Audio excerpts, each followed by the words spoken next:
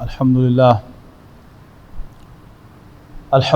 نحمدہ ونستعینہ ونستغفرہ ونؤمن بہ ونتوکل علیہ ونعوذ باللہ من شرور انفسنا ومن سیئات اعمالنا من یہدہ اللہ فلا مضل لہ ومن یضللہ فلا ہادی لہ ونشہد ان لا الہ الا اللہ وحدہ لا شریک لہ ونشہد ان سیدنا محمدا عبدہ ورسولہ ارسلہ بالہدی ودین الحق لیظہرہ علی الدین کلہ وکفی باللہ شہیدا فصلی اللہ علیہ وسلم تسلیما کثیرا کثیرا اما بعد فاعوذ باللہ من الشیطان الرجیم بسم اللہ الرحمن الرحیم یریدون لیطفئوا نور اللہ بافواہہم واللہ متم نورہ ولو کرہ الکافرون هو الذي ارسل رسوله بالهدى ودين الحق ليظهره على الدين كله ولو كره المشركون۔ محترم بزرگوں، دوستوں، عزیزوں اور بھائیوں، جیسا کہ آپ کو معلوم ہے کہ ذوالحج کا مہینہ اب رخصت ہوا چاہتا ہے، اور میں نے پچھلی مرتبہ عرض کیا تھا کہ اسلامی تاریخ میں یہ شہادتوں کا موسم ہے۔ 18 ذوالحج کو حضرت عثمان رضی اللہ تعالیٰ عنہ کو شہید کیا گیا، 28 ذوالحج کو حضرت عمر رضی اللہ تعالیٰ عنہ پر قاتلانہ حملہ ہوا، اور 1 محرم کو ان کی شہادت باسعادت واقع ہوئی، اور 10 ذوالحج کو جیسا کہ سب جانتے ہیں حضرت حسین رضی اللہ تعالیٰ عنہ کو بھی شہید کیا گیا۔ یہ تینوں شہادتیں تاریخ اسلام کی بڑی درخشاں شہادتیں ہیں۔ ان میں سے پہلی 2 شہادتیں اسلام کے سماجی نظام کی شہادتیں ہیں، گواہیاں ہیں کہ حضرت عمر نے، حضرت عثمان نے رضی اللہ تعالیٰ عنہما تقریروں میں نہیں، اپنے عمل سے ثابت کیا کہ وہ اپنے خون کو کسی مسلمان کے خون سے بڑھیا نہیں سمجھتے، لہذا لاکھوں مربع میل علاقے کے حکمران ہونے کے باوجود انہوں نے اپنے لیے کوئی سیکیورٹی میجرز نہیں لیے ادر دین جو عام مسلمانوں کو حاصل تھے۔ یہ ثبوت ہے اس بات کا کہ وہ اپنے آپ کو عام مسلمانوں سے اعلیٰ نہیں سمجھتے تھے۔ اس موضوع پر تقریر کرنی بڑی آسان ہے، میرے جیسے کم علم آدمی کو بھی آپ کہیں گے تو میں 2 گھنٹے اس پر خطاب کر لوں گا، لیکن اپنے عمل سے ثابت کرنا کہ آپ کے پاس سارے وسائل ہوں، آپ کے پاس ایک بڑی حکومت پر آپ کو پوری دسترس حاصل ہو، افواج ہوں آپ کے کنٹرول میں، لیکن آپ اپنے عمل سے ثابت کریں کہ آپ اپنے آپ کو بڑھیا نہیں سمجھتے، یہ ہے بڑی عظمت کی بات۔ کہ وہ بات جو سورۃ الحجرات میں فرمائی گئی کہ یا ایھا الناس انا خلقناکم من ذکر و انثی وجعلناکم شعوبا وقبائل لتعارفوا، لوگو ہم نے تم سب کو ایک مرد اور ایک عورت سے پیدا کیا ہے، اور پھر اسی سے ہم نے تمہاری نسلیں اور تمہارے قبیلے بنائے تاکہ تم پہچانے جاؤ۔ ان اکرمکم عند اللہ اتقاکم، یقیناً تم میں سب سے زیادہ اللہ کی نظر میں عزت والا وہی ہے جو تم میں سے سب سے زیادہ اللہ سے ڈرتا ہے۔ اسی کو نبی اکرم صلی اللہ علیہ وسلم نے خطبہ حجۃ الوداع میں یوں ریپروڈیوس کیا کہ لا فضل لعربی علی عجمی، کسی عربی کو کسی غیر عربی پر کوئی فضیلت حاصل نہیں ہے، اور نہ ہی کسی غیر عربی کو ولا اجمی علی عربی، اور نہ کسی غیر عربی کو کسی اجمی پر کوئی فضیلت حاصل ہے، الا بالتقوی، مگر خدا خوفی کی بنیاد پر۔ کلکم بنو آدم، تم سب آدم کے بیٹے ہو، وآدم من تراب، اور آدم مٹی سے بنے تھے۔ خلاصہ کیا ہے؟ تمام انسان برابر ہیں، انسانوں میں اگر کوئی فضیلت ہے تو وہ تقوی کی بنیاد پر ہے، اور تقوی جو ہے یہ ایک دل کی حقیقت ہے، زبان سے اس کا جو اظہار ہے وہ اللہ تعالیٰ کو اور اس کے بھیجے ہوئے پیغمبروں کو خاص طور پر نبی اکرم صلی اللہ علیہ وسلم کو اللہ کا بھیجا ہوا نمائندہ اور آخری رسول ماننا، اس سے کیا ہے آپ کا سٹیٹس جو ہے وہ عام انسانوں سے بلند ہو جاتا ہے۔ اب باقی سب انسان جو ہیں وہ برابر ہیں، تمام مسلمان جو اللہ کو الہ واحد مانتے ہیں اور حضرت محمد مصطفیٰ صلی اللہ علیہ وسلم کو اللہ کا رسول اور آپ کی لائی ہوئی ہدایت کو حرف آخر سمجھتے ہیں، وہ سب برابر ہیں۔ حضرت حسین رضی اللہ تعالیٰ عنہ کی شہادت اسلام کے سیاسی نظام کی گواہی ہے کہ اسلام میں کوئی موروثیت نہیں ہے، اسلام میں کوئی موروثیت نہیں ہے، اگرچہ ٹیکنیکلی اسپیکنگ جب تمام انسان برابر ہیں تو میرا بیٹا اور کسی اور کا بیٹا وہ بھی برابر ہیں، تو برابری ہے، حرام نہیں ہے کہ اگر کوئی شخص جو ہے وہ اپنے بیٹے کو واقعتاً کمپیٹنٹ سمجھے، اہل سمجھے، تو پھر اس کو خلافت مل جائے تو کوئی حرج نہیں ہے۔ لیکن اس میں سے بہرحال وہ ایک جو خوشبو آتی ہے یا اسمیل آتی ہے کہہ لیں، وہ ملوکیت کی آتی ہے۔ تو حضرت حسین رضی اللہ تعالیٰ عنہ کھڑے ہوئے حضرت معاویہ رضی اللہ تعالیٰ عنہ کے اس فیصلے پر کہ انہوں نے اپنے بیٹے کو نامزد کر دیا۔ یہ معاملہ گریجولی جو ہے وہ آیا ہے ہماری تاریخ میں۔ نبی اکرم صلی اللہ علیہ وسلم نے اپنی زندگی میں حضرت ابوبکر رضی اللہ تعالیٰ عنہ کو اپنے مسلح پر کھڑا کیا، اور نبی اکرم صلی اللہ علیہ وسلم کے وصال کے بعد صحابہ کرام نے متفقہ طور پر ان کے ہاتھ پر بیعت کی اور انہیں اپنا امیر مانا، نبی اکرم صلی اللہ علیہ وسلم کا خلیفہ تسلیم کیا۔ جب حضرت ابوبکر صدیق رضی اللہ تعالیٰ عنہ کے وصال کا وقت آیا اور اندازہ ہوا کہ وہ اس دنیا سے رخصت ہو رہے ہیں، تو اس وقت اسلام اپنے جوبن پر تھا۔ فار ٹو ریزنز میں سمجھتا ہوں کہ کسی نے حضرت ابوبکر رضی اللہ تعالیٰ عنہ کے بیٹے کا نام ہی نہیں لیا۔ اس کی دو وجوہات میرے سامنے آتی ہیں۔ ایک تو یہ کہ حضرت عمر کی اتنی بلند طویل القامت شخصیت سامنے تھی کہ باقی سب ان کے سامنے بونے نظر آتے تھے، لہذا انہوں نے اسٹریٹ اوے حضرت عمر رضی اللہ تعالیٰ عنہ کو خلیفہ نامزد کیا۔ بس لوگوں نے صرف اتنا کہا کہ وہ بہت سخت ہیں، تو آپ نے ان کو صرف یہ جواب دیا کہ جب ذمہ داری پڑے گی خود ہی نرم ہو جائیں گے۔ لیکن کسی نے عبد الرحمن ابن ابوبکر کا نام نہیں لیا کہ آپ اپنے بیٹے عبد الرحمن کو نامینیٹ کر دیں۔ لیکن جب اگلا مرحلہ آیا، حضرت عمر رضی اللہ تعالیٰ عنہ پر قاتلانہ حملہ ہوا، اب مشورہ حضرت عمر نے طلب کیا کہ کیا کروں۔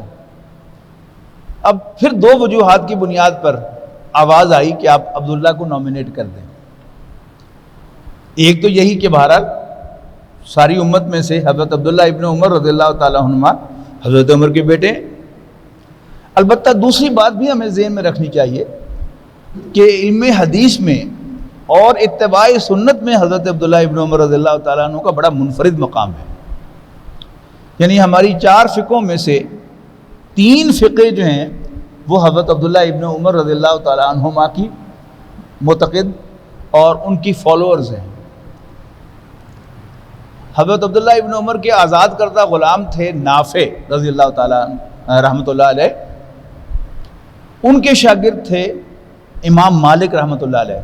تو پہلا جو حدیث کا مجموعہ بنا ہے موطا امام مالک، وہ یوں سمجھیے کہ اس کی جو سنہری زنجیر ہے وہ حضرت عبداللہ ابن عمر رضی اللہ تعالیٰ عنہ کے ذریعے رسول اللہ صلی اللہ علیہ وسلم تک پہنچتی ہے۔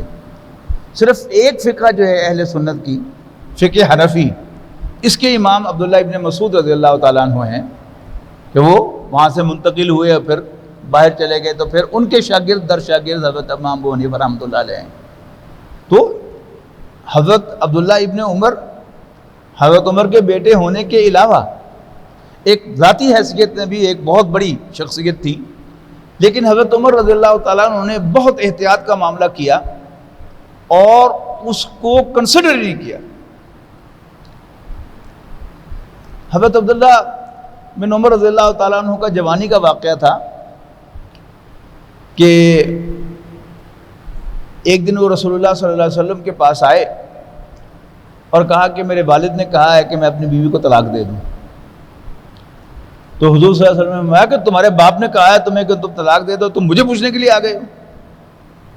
تو حضرت عبداللہ ابن عمر نے اسی وقت کھڑے کھڑے بیوی کو طلاق دے دی، جبکہ ان کی بیوی ایام میں تھی، اور ایام میں طلاق جو ہے وہ مکروہ ہے۔ تو حضرت عمر رضی اللہ تعالیٰ نے اس واقعے کو استعمال کیا اور عبداللہ ابن عمر کی فائل دور پھینک دی۔ کیا یہ کہ پنجابیوں کو کنالی گال کرو، جنہوں طلاق دینی بھی نہیں آتی میں انہوں خلیفہ بنا دیا۔ بہت دور اندیشی کی بات تھی کہ انہوں نے یہ ایشو نہیں چھیڑا کہ عبداللہ جو ہے وہ ہونا چاہیے کہ نہیں ہونا چاہیے، تاکہ بحث جب چل نکلتی ہے تو پھر ادھر کے دلائل بھی آتے ہیں ادھر کے دلائل بھی آتے ہیں۔ تو اس کو میں تعبیر کرتا ہوں کہ جس افسر نے کوئی کام نہ کرنا ہو تو اس کا بڑا آسان حل ہوتا ہے اس کے پاس کہ وہ کوئی چھوٹا سا اعتراض لگا کر فائل دور پھینک دے، نہیں۔ تو حضرت عمر رضی اللہ تعالیٰ نے یہ کام کیا۔ اس کے بعد حضرت عثمان رضی اللہ تعالیٰ عنہ آئے، اور جس حال میں وہ اس دنیا سے رخصت ہوئے ہیں وہ سب کو معلوم ہے کہ ان پر وہ پانی بھی بند کر دیا گیا جو انہوں نے اپنے پیسے سے کنواں خریدا تھا اور اس کو مسلمانوں کے لیے وقف کیا تھا۔ لہذا ان کے بعد پھر جو ہنگامہ ہوا اور حضرت علی رضی اللہ تعالیٰ عنہ مسلمانوں کے امیر بنے، جب حضرت علی رضی اللہ تعالیٰ عنہ پر قاتلانہ حملہ ہوا تو حضرت علی رضی اللہ تعالیٰ عنہ نے پھر مشورہ کیا، اور لوگوں نے کہا کہ جی آپ حسن کو نامنیٹ کر دیں۔ اب حضرت حسن رضی اللہ تعالیٰ عنہ کے بارے میں بھی یہ بات ذہن میں رکھیے گا کہ حضرت علی کے بیٹے اور نبی اکرم صلی اللہ علیہ وسلم کا نواسہ ہونے کے علاوہ ان کا ایک خاص مقام ہے مسلمانوں کی تاریخ میں، وہ یہ ہے کہ انہوں نے حضرت معاویہ رضی اللہ تعالیٰ عنہ کے سامنے سرنڈر کیا خلافت سے، یعنی دو پیرلل خلافتیں چلیں، حضرت علی رضی اللہ تعالیٰ عنہ کی خلافت اور حضرت معاویہ رضی اللہ تعالیٰ عنہ کی خلافت، لیکن انہوں نے سرنڈر کیا، یہ ان کا اونچا مقام ہے۔ تو حضرت علی رضی اللہ تعالیٰ عنہ نے اصولی بات کہی، جہاں سے میں نے بات شروع کی تھی کہ اگر بیٹا کمپیٹنٹ ہو، اہل ہو، تو پھر اس کو نامنیٹ کرنے میں کوئی حرمت نہیں ہے، کوئی حرج نہیں ہے، لیکن بہرحال اس میں سے اسمیل آتی ہے ملوکیت کی۔ تو حضرت علی رضی اللہ تعالیٰ عنہ نے جو معاملہ کیا وہ حضرت عمر سے ایک سٹیپ نیچے کیا، یہ ماننا پڑے گا آپ کو، کہ جیسے حضرت عمر رضی اللہ تعالیٰ عنہ نے فائل دور پھینکی حضرت عبداللہ ابن عمر کی، تو حضرت علی رضی اللہ تعالیٰ عنہ نے اصولی بات کہی کہ بھئی یہ تمہارا کام ہے، نہ میں تمہیں کہتا ہوں کہ تم حسن کو نامنیٹ کرو اپنا خلیفہ، اور نہ میں یہ کہتا ہوں کہ اس کو نہ کرو، تمہارا کام ہے، تم جانو تمہارا کام جانے۔ بہرحال نتیجہ کیا نکلا کہ جو بھی حضرت علی رضی اللہ تعالیٰ عنہ کے ساتھ تھے لوگ، انہوں نے حضرت حسن رضی اللہ تعالیٰ عنہ کو خلیفہ بنایا، لیکن پھر حضرت حسن رضی اللہ تعالیٰ عنہ نے اس عظمت کا ثبوت دیا کہ انہوں نے مسلمانوں کے اتحاد کے لیے بہرحال ایک بہت بڑا سٹیپ لیا کہ حضرت معاویہ سے کہا کہ آئیے ہم ایک ہو جائیں۔ تو اس پر پھر حضرت معاویہ رضی اللہ تعالیٰ عنہ نے انتہائی وسعت قلبی کا ثبوت دیتے ہوئے پلین پیپر پر دستخط کر کے مہر لگا کے ان کی طرف بھیج دیا کہ آپ جو شرائط طے کریں مجھے منظور ہے۔ تو یوں پھر امت مسلمہ ایک بار پھر ایک ہو گئی۔ تو یہ اچھا اگلا سٹیپ اب کیا ہے؟ وہ حضرت معاویہ کو آپ دیکھیں تو حضرت معاویہ رضی اللہ تعالیٰ عنہ نے اپنی زندگی میں پہلے یزید ابن معاویہ کو ولی عہد نامنیٹ کیا، اور پھر جب وہ اس دنیا سے گئے تو آٹومیٹکلی یزید ابن معاویہ مسند خلافت پر فائز ہو گئے، اور پھر یہ سارا کا سارا معاملہ حضرت حسین کا انشاءاللہ اگلی نشست میں ہم اس کو کسی نشست میں اس کو بیان کریں گے۔ لیکن آج میں بات جہاں پچھلے جمعے چھوڑی تھی وہاں سے میں آگے چلا رہا ہوں کہ نبی اکرم صلی اللہ علیہ وسلم نے اللہ کے دین کو غالب کر دیا، اور قریش کو اور یہودیوں کو کسی صورت یہ قابل قبول نہیں تھا۔ یعنی یہ دو آیتیں جو ہیں جو دو مرتبہ قرآن مجید میں دہرائی گیا ہے مضمون کہ یریدون لیطفئوا نور اللہ بافواہہم، یہ چاہتے ہیں کہ اللہ کے نور کو اپنی پھونکوں سے بجھا دیں، اور پروناؤن سے کبھی کوئی بات شروع نہیں ہوا کرتی۔ وہ جو بچپن میں کہانیاں پڑھی تھیں، ایک رو سے کہانی شروع ہوتی ہے، اے بوائے سے کہانی شروع ہوتی ہے، اس کے بعد اس کے لیے ہی یا اٹ استعمال ہوگا، لیکن اٹ یا ہی سے کبھی کوئی کہانی شروع نہیں ہوا کرتی. تو یہ سیاق و سباق میں دیکھیں کہ یہ یریدون کون ہے. سورہ صف میں وَإِذْ قَالَ مُوسَىٰ 5ویں آیت میں حضرت موسیٰ علیہ السلام نے اپنی قوم سے کیا کہا، اس کا تذکرہ. پھر حضرت عیسیٰ علیہ السلام نے کیا فرمایا، یا بنی اسرائیل انی رسول اللہ علیکم، اے بنی اسرائیل میں تمہاری طرف بھیجا ہوا اللہ کا رسول ہوں، مصدقا لما بین یدی من التوراۃ، تصدیق کرتے ہوئے اس کی جو میرے سامنے تورات میں سے موجود ہے، ومبشرا برسول یاتی من بعد اسمہ احمد، اور خوشخبری دیتے ہوئے ایک ایسے پیغمبر کی جو میرے بعد تشریف لائیں گے، ان کا نام احمد ہوگا صلی اللہ علیہ وسلم. فلما جاءہم بالبینات، لیکن جب حضرت عیسیٰ علیہ السلام ان کے پاس واضح نشانیوں کے ساتھ تشریف لائے، قالوا ھذا سحر مبین، تو انہوں نے ان کے معجزات کی وجہ سے ان کو بنیاد بنا کر ان کو بہت بڑا جادوگر قرار دیا. اب تیسرا فیز ہے بنی اسرائیل کی تاریخ کا، وہ نبی اکرم صلی اللہ علیہ وسلم کی تشریف آوری کے بعد ہے. وَمَنْ أَظْلَمُ مِمَّنِ افْتَرَىٰ عَلَى اللَّهِ الْكَذِبَ، اس سے بڑھ کر ظالم کون ہے کہ جو اللہ پر جھوٹ باندھے. وَهُوَ يُدْعَىٰ إِلَى الْإِسْلَامِ، جبکہ اسے اسلام کی طرف بلایا جا رہا ہو.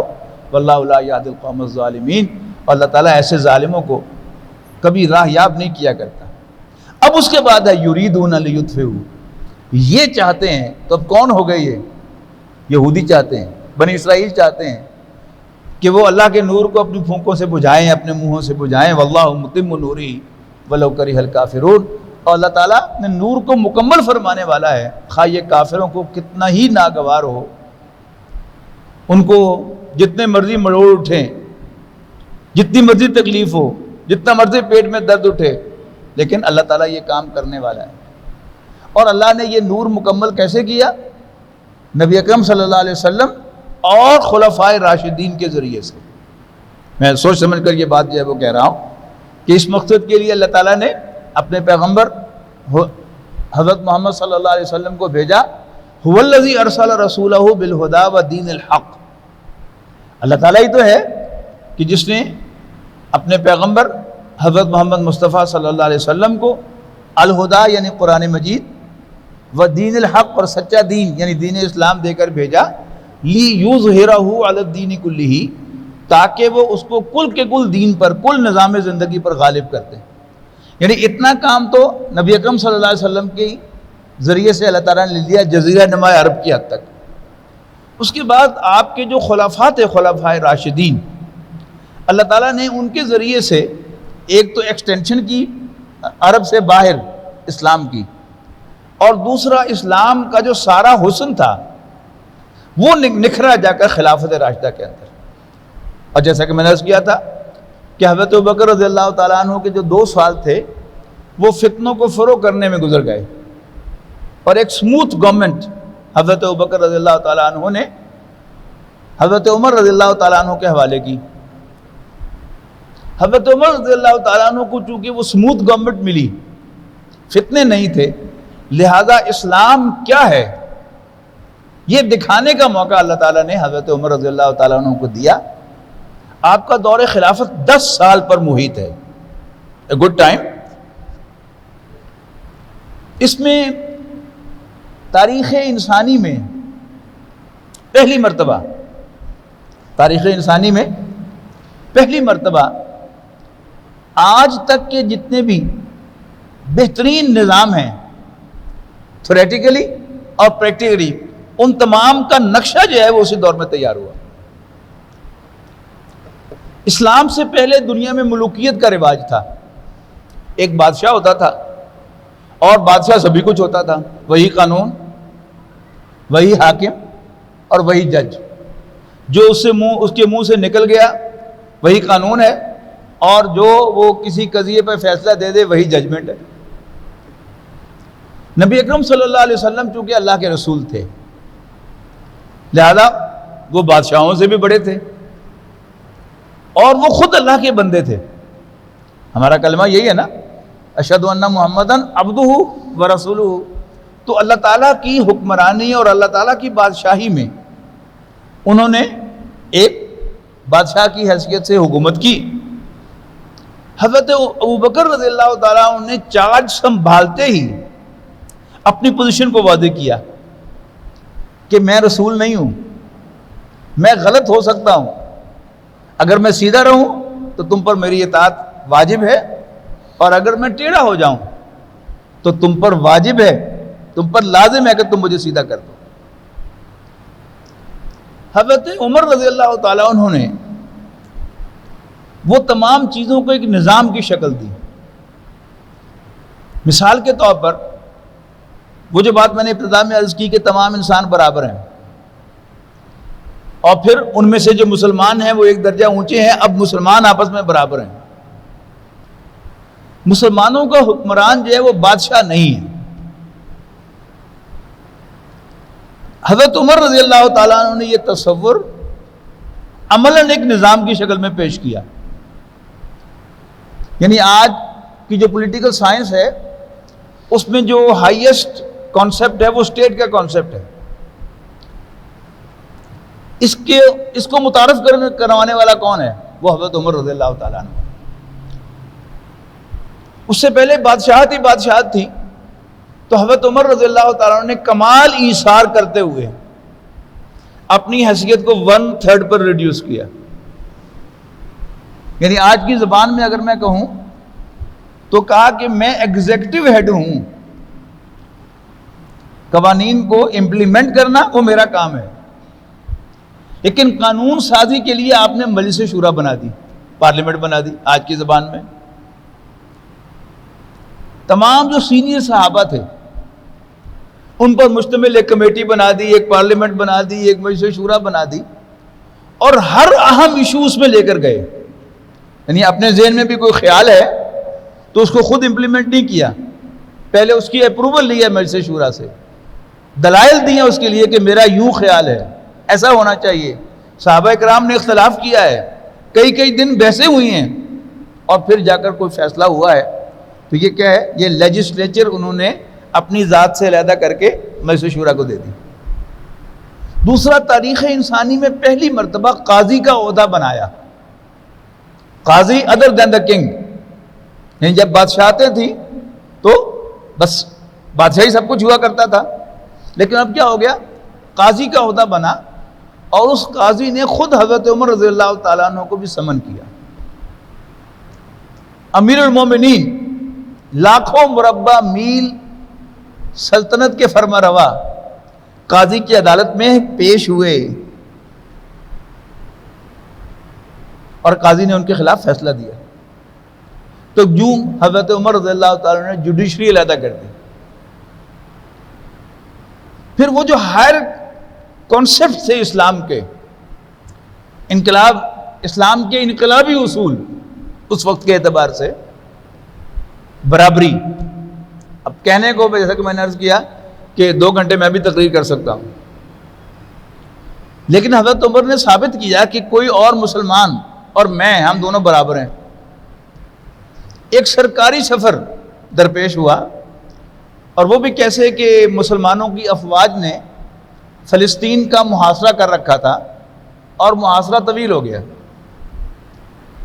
تو شہر کی فصیل سے پادریوں نے کہا کہ ہماری کتابوں میں اس شہر کے فتح ہونے کا تذکرہ ہے، لیکن ایک ایسے درویش بادشاہ کے ہاتھوں ہے جو تم میں کوئی نہیں نظر آتا ہمیں۔ تو مسلمانوں کے سپہ سالار نے کہا کہ اچھا، یہ تو حضرت عمر کا نقشہ ہے۔ تو انہوں نے خط لکھا حضرت عمر رضی اللہ تعالیٰ عنہ کو کہ یہ شہر آپ کا منتظر ہے۔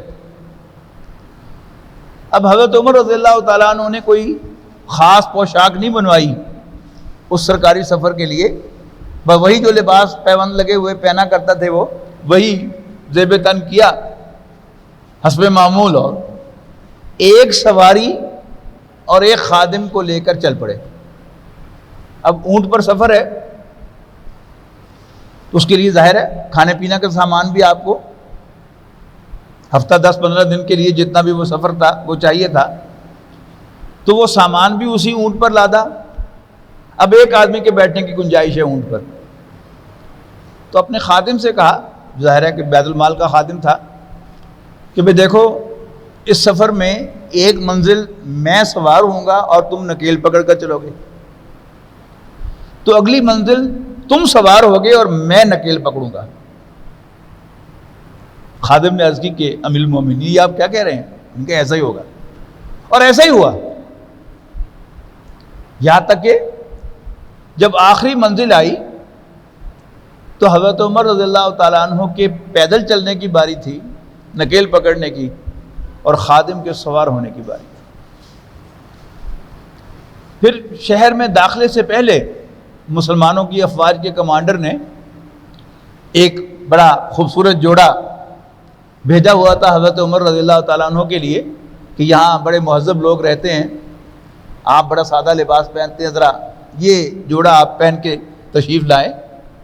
تو حضرت عمر رضی اللہ تعالیٰ عنہ نے ڈانٹا کہ نحن قوم اعزنا اللہ بالاسلام، ہم وہ لوگ ہیں جنہیں اللہ نے اسلام کی وجہ سے عزت دی تھی، کپڑوں کی وجہ سے عزت دی تھی۔ اور معلوم ہوا بعد میں کہ ان کی کتابوں میں تورات و انجیل میں یہ بھی لکھا ہوا تھا کہ وہ بادشاہ جو ہے وہ پیدل چل رہا ہوگا اور اس کا خادم جو ہے وہ سوار ہوگا۔ یہ ہے حضرت عمر رضی اللہ تعالیٰ۔ پھر آزادی رائے، یعنی آج کی جو بڑی پاپولر ایک چیز ہے وہ کیا ہے؟ آزادی۔ آپ کو معلوم ہے کہ امریکہ کا تو سلوگن ہی آزادی ہے، مس لبرٹی جو ہے وہ اسٹیٹ آف نیو یارک کا نشان ہے، آزادی، آزادی رائے۔ آپ غور کریں گے تو وہ سب کچھ اصل میں تو اسلام کے خلاف اور نبی اکرم صلی اللہ علیہ وسلم کے خلاف بولنے کے لیے یہ ساری باتیں جو ہے یہ ڈرامے رچائے گئے ہیں، لیکن اس وقت وہ میرا موضوع نہیں ہے۔ لیکن ذرا اس پر غور کیجئے کہ حضرت عمر رضی اللہ تعالیٰ عنہ نے اس کا کیا معیار قائم کیا ہے۔ آپ خطبہ ارشاد فرما رہے ہیں، اور یہ جو میں خطبہ دے رہا ہوں یہ دین کی اصل روح کے مطابق نہیں ہے۔ اسلام آباد کی جو مرکزی جامع مسجد ہے اس کا خطیب وزیر اعظم ہونا چاہیے، آئیڈیلی اسپیکنگ، اور پھر لاہور کی جو مرکزی مسجد ہے اس کا خطیب وزیر اعلیٰ ہونا چاہیے، اور پھر اسی کے اپوائنٹ کردہ لوگ جو ہیں وہ ہر مسجد کے اندر وہ خطیب ہیں۔ تو مسجد نبوی کے خطیب اور امام حضرت عمر رضی اللہ تعالیٰ عنہ، اور انہی کا جمعے کا خطبہ جو تھا وہ پالیسی سٹیٹمنٹ ہوتا تھا امیر المومنین کا۔ خطبہ ارشاد فرما رہے ہیں تو ایک بدو دیہاتی شخص، عام پارلیمنٹ کا رکن وہ نہیں تھا، مجلس شورا کا رکن نہیں تھا، کوئی منصبدار نہیں تھا، کسی علاقے کا گورنر نہیں تھا، وہ کہتا ہے لا سمع ولا طاع، ہم آپ کی بات نہیں سنیں گے، نہیں مانیں گے۔ کوئی پولیس والا نہیں آیا کہ اس کو دھکے دے کر باہر لے جائے۔ حضرت عمر رضی اللہ تعالیٰ عنہ خاموش ہو گئے۔ آپ نے خطبہ روک دیا اور آپ نے پوچھا ہاں بھائی کیا بات ہے، کیوں تم میری بات سننا اور ماننا نہیں چاہتے؟ اس نے کہا امیر المومنین آپ نے جو کرتا پہن رکھا ہے یہ تو اس چادر سے بنا ہوا ہے جس کا ایک ایک ٹکڑا ہر مسلمان کو ملا تھا، مجھے بھی ملا تھا، لیکن وہ ٹکڑا اتنا چھوٹا تھا کہ اس سے میرا کرتا نہیں بن سکا، میرا قمیض نہیں بن سکا۔ آپ تو ہیں بھی لمبے قد کے، معلوم ہوتا ہے کہ آپ نے خیانت کی ہے اور بڑا ٹکڑا جو ہے وہ آپ نے لیا ہے، چونکہ آپ خائن ہیں لہذا ہم آپ کی بات نہ سنیں گے نہ مانیں گے۔ حضرت عمر رضی اللہ عنہ طیش میں نہیں آئے۔ آپ نے اپنے بیٹے عبداللہ جن کا ابھی ذکر ہوا ان سے کہا عبداللہ وضاحت کرو۔ حضرت عبداللہ ابن عمر رضی اللہ تعالیٰ عنہما نے وضاحت کی کہ وہ ٹکڑا ایک مجھے ملا تھا، ایک میرے والد صاحب کو ملا تھا، میرے حصے سے میرا کرتا نہیں بنتا تھا، ان کے ٹکڑے سے ان کا کرتا نہیں بنتا تھا، تو میں نے اپنے حصے کا ٹکڑا بھی والد محترم کو دے دیا لہذا ان کا کرتا بن گیا۔ اب وہ بدو کہتا ہے الان نسمع و نطیع، جی بالکل اب ہم آپ کی بات سنیں گے اور مانیں گے۔ میں نہیں سمجھتا کہ پوری تاریخ میں آپ کو ایک مثال بھی ایسے لا سکیں کہ کسی چھوٹے سے چھوٹے ملک کے فرما روا نے بھی اتنی تنقید سنی ہو، اتنے تحمل کے ساتھ سنی ہو۔ تو آزادی، مساوات کا بھی میں نے آپ کو بتا دیا، آزادی کا بھی میں نے آپ کو بتا دیا۔ پھر ویلفیئر سٹیٹ، یعنی ہم میں سے ہر شخص جو ہے وہ کینیڈا کی امیگریشن کے لیے بےتاب ہے. کیوں؟ کینیڈا ایک ویلفیئر اسٹیٹ ہے، وہاں آپ کی بنیادی ضروریات جو ہیں وہ ٹیک کیئر کی جاتی ہے ان کی. اسکینڈینیوین کنٹریز آپ کا سب کچھ حکومت کے ذمہ ہے. یورپ کے بہت سے ممالک سب کچھ، آپ بے روزگار ہیں تو آپ کو بے روزگاری الاؤنس مل رہا ہے، آپ بیمار ہیں تو آپ کا بڑے سے بڑا آپریشن جو ہے وہ فری ہو رہا ہے. اس کا بھی مجد کون ہے؟ یہ تصور کس نے پیش کیا؟ حضرت عمر رضی اللہ تعالیٰ عنہ نے پیش کیا.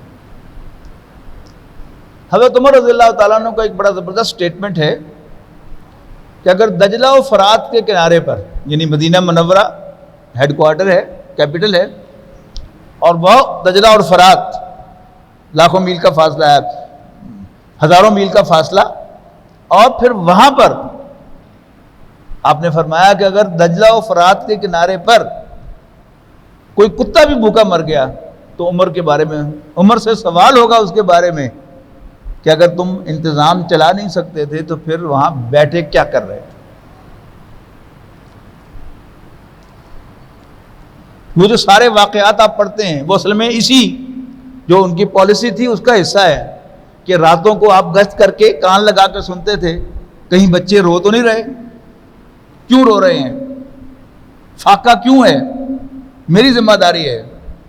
اور اپنے سر پر اٹھا کر وہ راشن جو ہے وہ ان کے گھروں تک پہنچاتے تھے. وہ یہ اسپرٹ تھی کہ لوگوں کی بنیادی ضروریات فراہم کرنا، ان کو ان کے ڈور سٹیپ پر، یہ اسلامی ریاست کی ذمہ داری ہے. اور وہ تو ایک بہرحال تاریخی واقعہ ہے کہ دور کہیں وہی دجلہ اور فرات کے کنارے پر کسی شخص کی بھیڑ کو بھیڑیا کھا گیا. تو اس نے کہا معلوم ہوتا ہے کہ عمر اس دنیا سے چلے گئے. یعنی اس وقت ٹی وی تو تھا نہیں، سوشل میڈیا بھی نہیں تھا کہ خبر جو ہے وہ آنن فانن پھیل جائے کہ حضرت عمر شہید ہو گئے ہیں. لوگوں نے کہا کہ تمہیں کیسے پتا چلا کہ عمر شہید ہو گئے، عمر جو ہے اس دنیا میں نہیں ہے. انہوں نے کہا جب سے حضرت عمر رضی اللہ تعالیٰ عنہ خلیفہ بنے تھے کسی بھیڑیے کو جرت نہیں ہوئی تھی کہ ہماری بھیڑوں کی طرف وہ میلی آنکھ سے دیکھے. آج ایک بھیڑیے نے میری بھیڑ کو پھاڑ کھایا ہے، معلوم ہوتا ہے کہ حضرت عمر اس دنیا میں نہیں ہے. تو تحقیق کی تو پتہ چلا واقعی حضرت عمر رضی اللہ تعالیٰ عنہ کی شہادت واقع ہو چکی تھی. اور پھر اللہ تعالیٰ نے یہ سعادت ایک اور عمر کو بخشی کہ اس نے پھر اس کو منطقی انتہا تک پہنچا دیا، اور وہ حضرت عمر بن عبدالعزیز رحمۃ اللہ علیہ ہیں. یہ اموی خلیفہ ہیں، لیکن ان کے جو پیش رو خلفاء تھے انہوں نے جاگیریں بانٹی تھیں اپنے خاندان میں، جیسا کہ ہمیشہ ہوتا آیا بادشاہتوں میں. تو حضرت عمر بن عبدالعزیز رحمۃ اللہ علیہ نے آتے ہی وہ سارے جو اسٹام تھے، وثیقے تھے، وہ منگوا لیے کہ جو جاگیریں ملی ہوئی ہیں بشمول اپنے وثیقے سب کو لے کر کینچی سے کاٹ دیا،